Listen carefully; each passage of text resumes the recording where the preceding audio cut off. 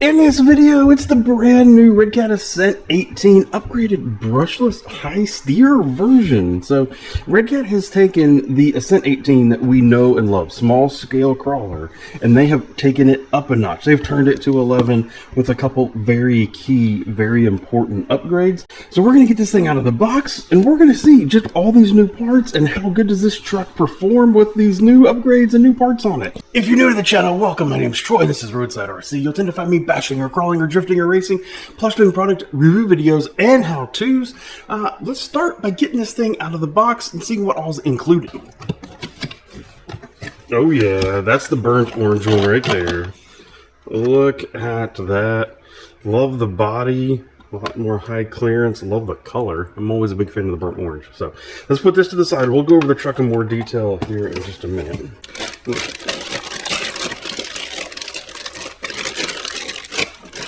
We also have the very familiar Redcat controller. Same controller used on many of their vehicles. You're going to need 4 AA batteries to get it up and running. USB charger for the battery that's included. A quick start guide with a QR code to get the full manual. Redcat's been going to this here recently. Just a little bit of a, hey, how do you get it up and running, kind of a manual, but then QR code to get you the full latest updated manual online. Then in here, it looks like maybe some body posts, a couple little parts like that, maybe in case you don't want to use their tilt body that is included here, and you want to fit something different on it. Moving our focus to the truck itself. I love the new body. If you remember, the previous model had more of a full-size body on it, and sometimes that would get you caught up and hung on things. This power wagon-y kind of truck body, typically very popular in the crawler scene because of all this clearance, all this unshrouding around the front tires means you can get that tire caught on anything, which is a good thing. You want it to catch stuff. It's available in this color plus a green, so you do have your two choices there. The tires and wheels look like they are the same design from the original. Which is good, because these tires were actually quite good out of the factory. We have the same tilt mount body, so you can either tilt or you can push forward after you have that done and take the whole body off. That is super duper convenient. I already snagged the battery. It's over here getting charged already. 750 milliamp 2S LiPo, same one that they provided with a lot of their monster truck or this size truck before. Shocks at least appear to be the same. Good question. They feel nice. General chassis layout looks very similar, but you know, part of the magic, part of the whole reason why you may want this right here, so I got this brushless setup in here. It is a 3450 kV outrunner setup. No identifying marks on here that immediately tell me who made this for Redcat. Looks like a fairly long can. I expect this thing will create plenty of torque for us. With this new motor comes a new ESC, which is mounted vertically over here on the side with a power switch. But do note that this appears to be a receiver and ESC 2-in-1 unit. There is 2 extra additional open ports on the ESC, one for LEDs and one, it says, for channel 3. So you can do some additional switching, putting lights on the truck, that kind of thing. They give you that easy functionality straight out of the box. Underneath the front here, 4 kilogram hex fly metal geared servo. That's the same servo that was included in the previous generation that honestly I put a bunch of brass on. I did all sorts of other stuff to it and it has been plenty strong for me, anything that I've done. When you flip it over, you know, a lot of this is still looking the same. It looks like the same drive shafts. The control arms here all look like they're the same. Rear axle looks like they're the same, but the front axle is not.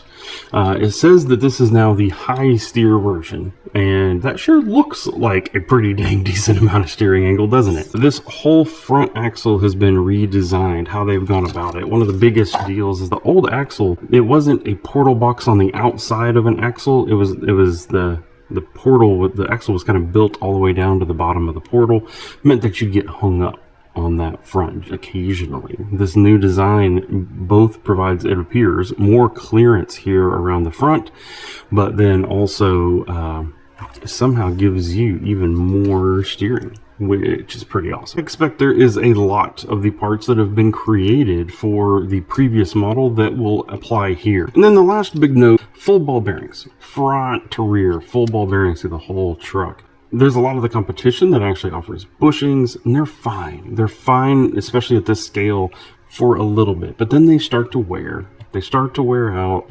You end up overheating your motor, killing your battery quicker, you know, because it's just providing drain, it's providing drag through the whole system.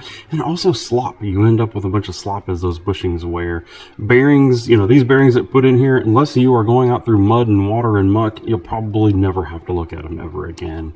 And the truck will be more efficient its whole life. So that is, you know, again, thank you to Redcat for considering that and putting that in the vehicle. I want to drive it. I want to try it. Then I have some of my crawler tracks obstacles here. I have a whole separate video on these things if you want to see them. Really awesome indoor crawler obstacles that you can play with. And we're going to use it to test out this crawler. Now the first thing you'll notice, of course, with the brushless, people love this. Like, what's this low speed throttle control? Check that out. That is ridiculous, creepy, low-speed throttle right there. That's worth the price of admission for sure.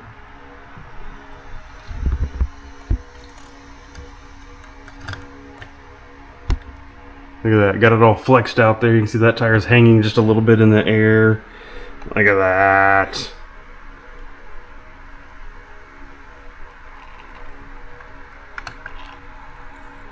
Oh, it's bottoming out a little bit. There you go. We'll make it. It made it.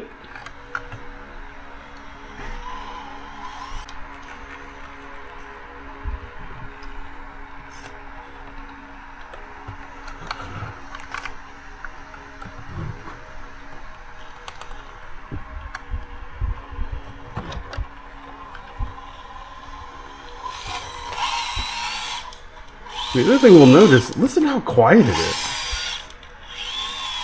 A lot of the times brushless setups are obnoxiously loud, and this one,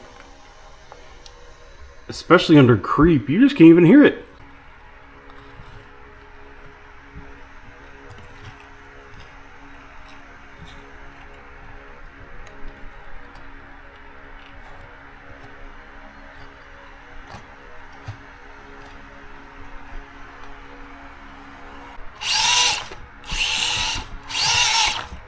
Okay, so at full throttle, it's got a little engine noise.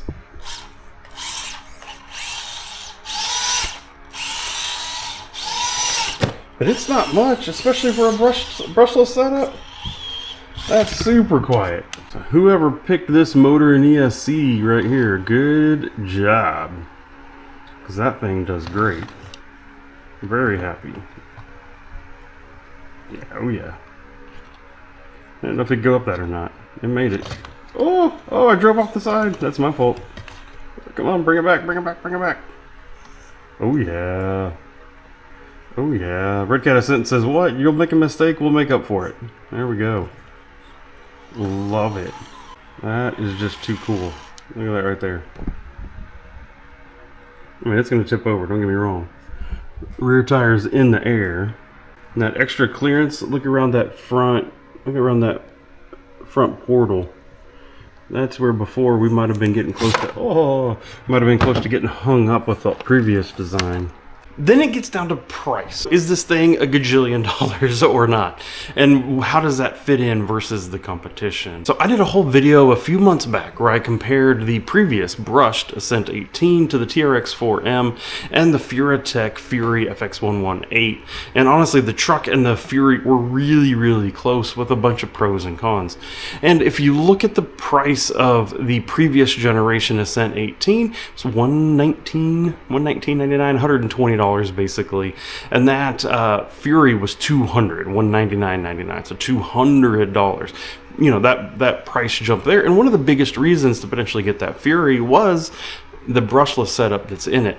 And so now Redcat's launching this truck right here, and it's $189.99, so $190, so undercutting that Furatech by about $10, but you get the nice brushless setup in it, you get that high steer front axle and all of those Redcat aftermarket parts that are already out there, that so many of them do fit onto this truck.